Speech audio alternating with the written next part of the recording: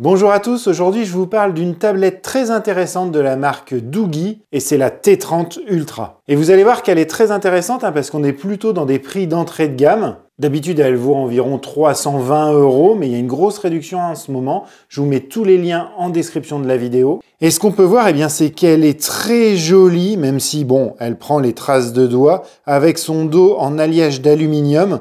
À double effet, là, vous voyez, il y a deux textures différentes. Très honnêtement, quand on la voit comme ça, on a plutôt l'impression d'une tablette premium. Et si on regarde son écran, on est sur un écran LCD IPS de 11 pouces et avec une résolution de 2,5K. Bon, 2,5K, c'est 2560 pixels par 1600. Donc on est au-delà de la Full HD, bien évidemment. Et même si on se rapproche très près, vous voyez qu'on ne voit pas du tout les pixels. C'est vraiment un bel écran de 650 candela par mètre carré. Donc on a une belle luminosité, mais vous ne pourrez pas trop l'utiliser en extérieur. Enfin, si, mais il ne faut pas que le soleil vienne taper dessus vraiment. Elle est certifiée anti-lumière bleue, la norme TUV, je ne sais plus trop quoi. Là, de toute façon, je vous la marque ici. Bon, c'est un écran de 60 Hz, mais qui a quand même un super effet, vous allez voir tout à l'heure, quand on fera un peu de multimédia avec. Et si on fait le tour de la tablette, on voit ici qu'on a une petite lettre de notification, un objectif selfie de 8 mégapixels. On peut remarquer quand même les bords autour de l'écran là qui sont d'à peu près 1 cm. Alors tout de suite, ça lui fait par contre ça un effet un peu plus cheap que l'arrière qui est vraiment joli. Sur la tranche de droite, on va retrouver un bouton d'allumage d'extinction, un volume plus, volume moins, un micro. En dessous, on va retrouver deux haut-parleurs qui fonctionnent vraiment, le port de recharge USB type C, une prise jack. Et oui, il y a encore des tablettes qui le proposent et c'est quand même assez sympa. Un tiroir où vous allez pouvoir mettre deux cartes SIM, et oui, puisqu'elle est 4G, ou alors une carte SIM plus une carte micro SD jusqu'à 1 Tera, il me semble. Sur la tranche droite, on va retrouver des petits connecteurs pour pouvoir la mettre sur un clavier externe. On va retrouver également un micro ici. Et de l'autre côté, donc sur la tranche supérieure, on va retrouver encore deux haut-parleurs. Donc ce qui nous fait en tout 4 haut-parleurs, ce qui doit donner normalement un son très agréable. On va voir ça tout à l'heure. À l'arrière, on va retrouver notre objectif principal de 18 mégapixels. Alors c'est le seul, et puis une petite LED flash ici. Et la tablette est livrée, et ça c'est assez agréable, avec une coque de protection qui se referme comme ça. D'ailleurs, on va la mettre tout de suite.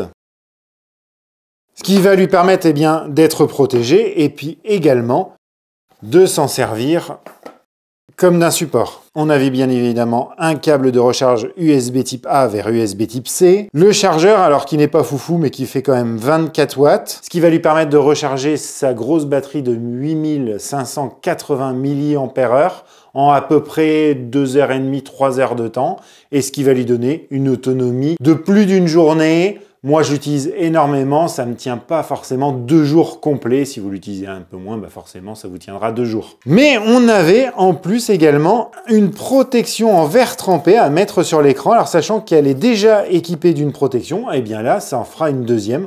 Donc, c'est quand même assez sympa. Tous les accessoires pour installer la protection d'écran supplémentaire, la petite pinoche pour sortir la carte SIM, et puis les petites notices. Chose importante à savoir, c'est qu'elle fonctionne sous Android 13, qu'elle a une mémoire RAM de 12 Go d'origine, auquel on peut ajouter 20 Go qu'on va prendre sur la mémoire ROM, qui elle est de 256 Go. On retrouve une sensation de fluidité, même si on est sur un écran en 60 Hz. Ceci est peut-être dû à son processeur qui est un Helio G99, cadencé à 2,2 GHz, qui n'est pas le meilleur processeur du marché, mais en tout cas qui lui donne un score en tout de 392 000 points. Alors, ce qui n'est pas exceptionnel, mais ce qui permet quand même de faire fonctionner la tablette de manière assez fluide, et vous allez voir qu'on va pouvoir faire pas mal de choses avec. Quand je vous parlais qu'elle avait un écran 2,5K, c'est pas mal parce que ça va vous permettre de regarder des vidéos. Là, vous voyez, je me mets en 1440p et franchement, le résultat est très joli. On a vraiment de belles couleurs. La dalle de l'écran est vraiment sympa. Alors, bon, je suis un peu dans le reflet, mais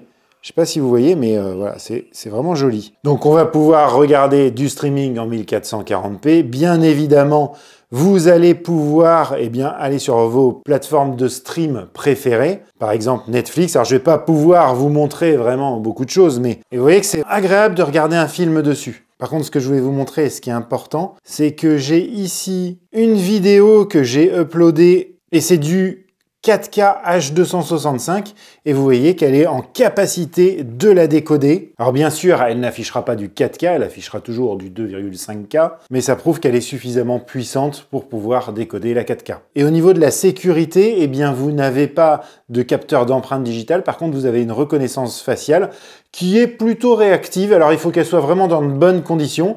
Là j'espère que ça va marcher parce que je suis au-dessus de ma caméra.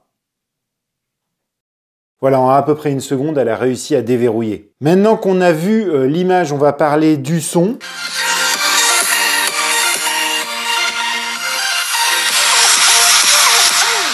Et franchement, eh bien, c'est pas mal pour regarder un film, ça suffit largement. Alors bien sûr, on est sur une tablette, vous n'allez pas avoir des basses de malade. Même pour écouter de la musique, hein, c'est pas désagréable, alors c'est pas exceptionnel, mais comme ça, pour avoir une petite musique d'appoint, bah, ça suffit largement. Maintenant, au niveau des photos et vidéos que vous allez pouvoir faire avec. Donc, comme vous pouvez voir, eh bien, on a des photos qui sont quand même pas mal, hein. Alors, bien sûr, on est sur un 16 mégapixels à l'arrière et je trouve que c'est tout à fait correct. L'objectif selfie, lui, fait aussi son boulot. Après, voilà, ça ne remplacera pas mon smartphone, mais on a quand même quelque chose d'exploitable. Et quant aux vidéos, eh bien, on va être sur l'objectif arrière en 1080p 60 fps et avec l'objectif avant en 1080p 60 fps. Je vous laisse avec les vidéos que j'ai faites et puis comme ça vous allez pouvoir vous faire une idée. Et voilà, là je filme avec la caméra selfie, alors bien pas de stabilisation, hein.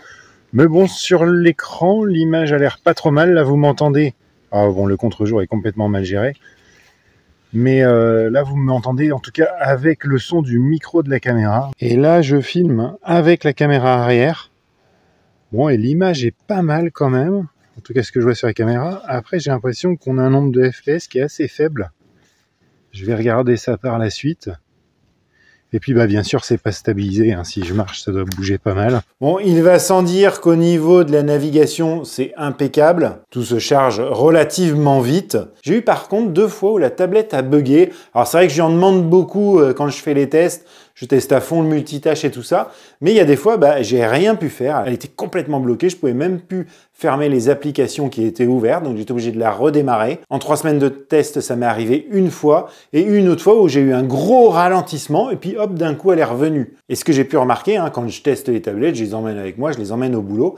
Et je me suis rendu compte que quand il fait froid dehors, quand on est vers 0 degré, quoi, comme on a en ce moment, eh bien, elle est hyper lente. Alors, ça arrive aussi avec mon smartphone, mais beaucoup moins que celle-là. J'ai l'impression qu'elle a vraiment du mal à gérer les températures basses. Je ne sais pas si ça sert à quelque chose de vous le dire, mais je trouve ça important que vous le sachiez. Si vous voulez vraiment vous en servir en extérieur tout le temps, eh bien, ça peut poser des problèmes. Quant au jeu, alors on va commencer par un jeu qui ne demande pas trop de ressources, quoique un petit peu. On va tester avec Rocket League Sideswap et ça marche impeccable. Alors là, on n'a pas de ralentissement.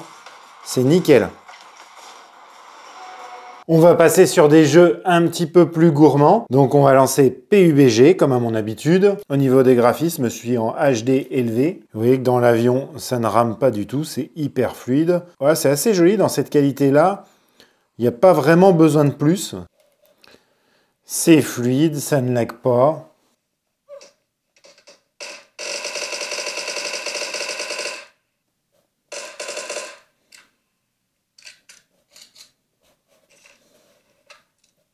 C'est hyper agréable pour jouer.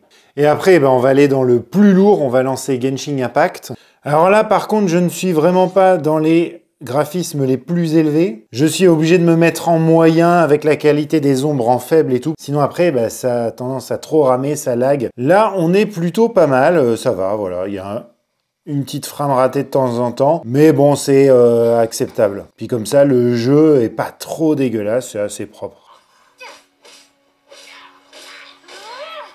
Bon voilà, comme vous l'avez vu, ça va être sa limite.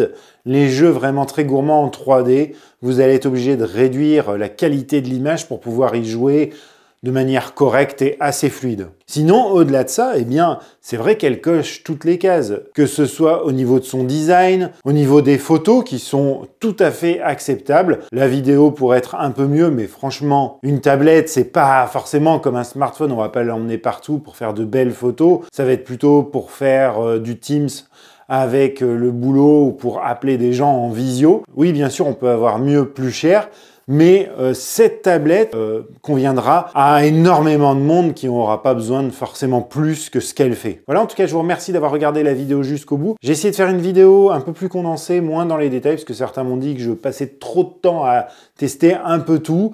N'hésitez pas à me dire en commentaire ce que vous en pensez. Si vous avez des questions, n'hésitez pas. Et je vous dis à très bientôt sur VinTech. Allez, ciao!